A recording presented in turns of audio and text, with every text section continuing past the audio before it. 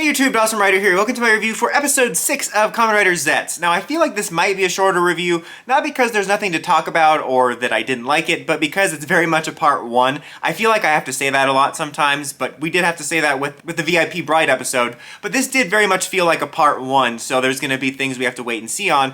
But I did really like something about this episode, and that is that it felt like a good mix of your kind of case of the week or week's episode mixed in with more plot and character stuff for the main show, because you do have a dreamer, you have a mystery to solve, and then you also do have more information about Nem, and then we have Nox meeting with Zeztz face-to-face for the first time and learning more about him. So it felt like we're learning more about the characters and the lore of like the main stories, but it also was wrapped up in a story of the week. So I really did like that about it. You have this unique prison setting that felt like a Saw game, because the whole thing was like, oh, you're never gonna get out playing this game. It's like, would you like to play a game? Dun dun dun, dun dun dun, dun dun dun dun dun.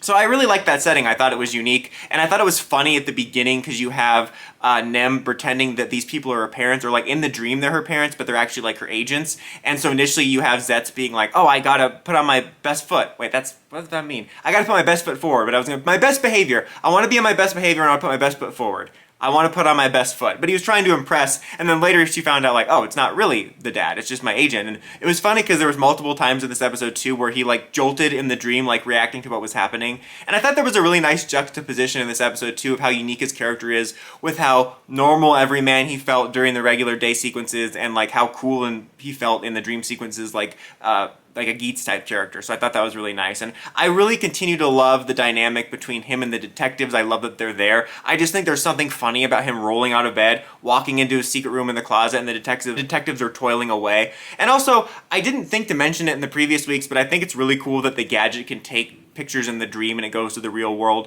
Just the way the series works overall with the dream world and the real world, I think is really unique. Definitely very Nightmare on Elm Street coded, which I've noticed, especially during this time of year, since I just recently rewatched the main movie, or the original movie, in theaters.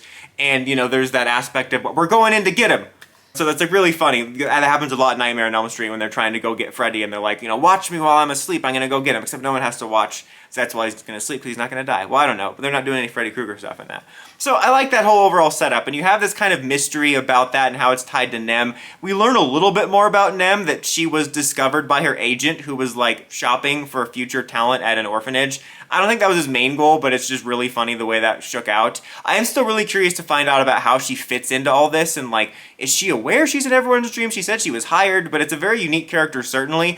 I honestly thought there was going to be more we learned in this episode, but it seems like we might have to wait till next week. And you have Nox coming into play more when we have this revelation that Zeztz thinks he's defeated the No One, but it's actually just a construct, and we're showing off Nox's ability to control lucid dreaming just like Zeztz can to a degree, and that the No One is actually the whole prison. I thought that was really cool. I don't think they'll have the budget to do a giant CGI creature all the time, and I don't want them to do a giant CGI creature all the time, but I think it'd be cool to have No Ones take different twists. No, what did I call it, a No One already? I keep wanting to call them No Ones. Nightmares. To have nightmares take on different forms, and I think that's really cool, and it leads to them kind of feeling hopeless, and the agent being like, fine, we'll just live here forever or whatever. And I guess his mystery is tied to like an accident he got into, and after that he changed, and then he's going through a divorce.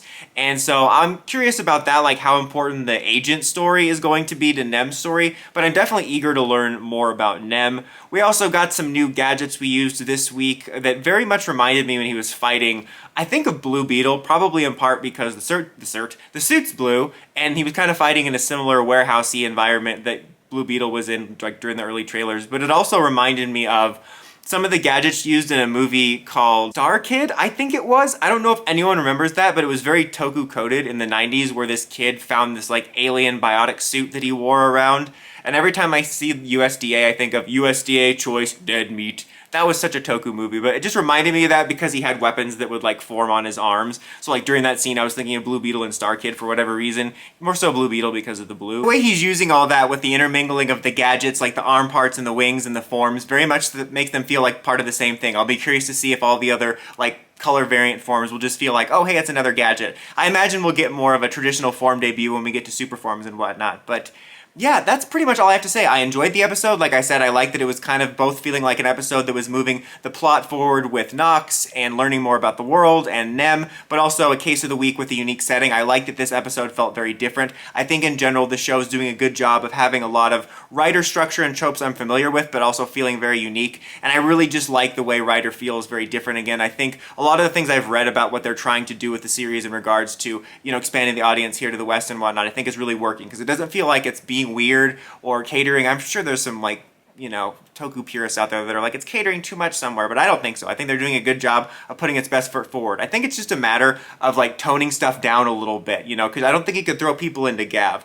I'd be really curious though if like we're gonna stay like in this style. I hope so. Like I hope we have different tones for sure. I don't want every series to feel like Zeztz, but I kind of hope we're back to Ryder feeling different from Sentai. But I'm kind of curious if like 5 years from now, when we've actually built a Western audience and it's actually really successful or something, we could throw them a Gav-like series. I think that would be funny. Maybe we'll just do it out of nowhere to mess with them. Like, this year it's Mustard Riders. Like, I don't know. I just couldn't help but think of that. Like, how there's probably some people that are just getting this flavor of it, and then last year was Gummy Bear Riders, but the storylines could be surprisingly dark. Like, a lot of it was a metaphor for drug addiction.